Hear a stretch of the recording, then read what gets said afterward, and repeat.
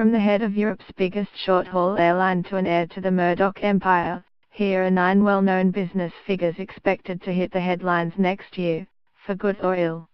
Michael O'Leary. In 2011, the chief executive of Ryanair, Michael O'Leary, outlined his pitch for one of the most sought-after honors in the world. There hasn't been a war in Europe for 50 years, because they are all too busy flying on Ryanair. I should get the Nobel Peace Prize, screw Bono.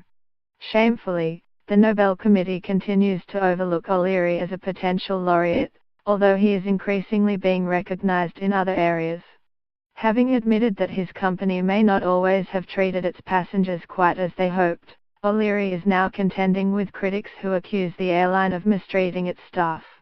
Ryanair will be investigated by 2 parliamentary committees after allegations about employee working conditions, including that it has been trying to wriggle out of paying its staff the national minimum wage, while setting tough in-flight sales targets. The airline has said the claims about cabin crew pay and working conditions are false. However, O'Leary announced this month that he will begin talks to recognize pilot and cabin crew trade unions. The success of these discussions will make him a subject of even greater focus than usual next year.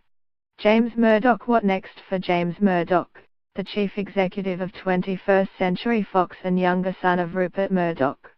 Well, he is expected to leave his father's corporate orbit next year once Disney completes its $66 billion, £49 billion, acquisition of Fox's entertainment assets.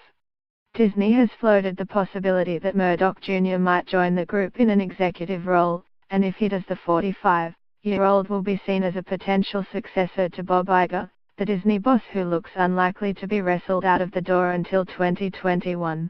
Otherwise, Murdoch is expected to strike out on his own, given that his job with Fox will no longer be there if regulators clear the deal. The Winklevoss twins Tyler and Cameron Winklevoss saw a new trend coming with the advent of social media. Unfortunately for them, their foresight did not extend to keeping a hold on the idea, so they ended up suing Mark Zuckerberg, who they claimed stole their idea for a social network and called it the Facebook. Next year might give them a shot at further redemption after they became Bitcoin billionaires in 2017. Having bought about 100,000 units of the cryptocurrency in 2013, when each coin was worth roughly $120, the value of each one rose to nearly $12,000 in early December and kept on soaring. Much of the financial world is waiting for what they view as a bubble to burst. Jeff Bezos, the 53-year-old creator of Amazon, is the world's richest man. His fortune increased by about $34 billion in 2017 to take his net worth to $99.6 billion. Having founded Amazon in his Seattle garage in 1994, Bezos now owns 16% of the retailer, which is hardly loved but appears practically unstoppable.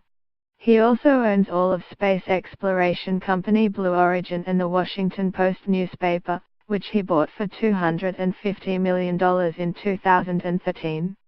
The question for 2018 is, can he get any richer?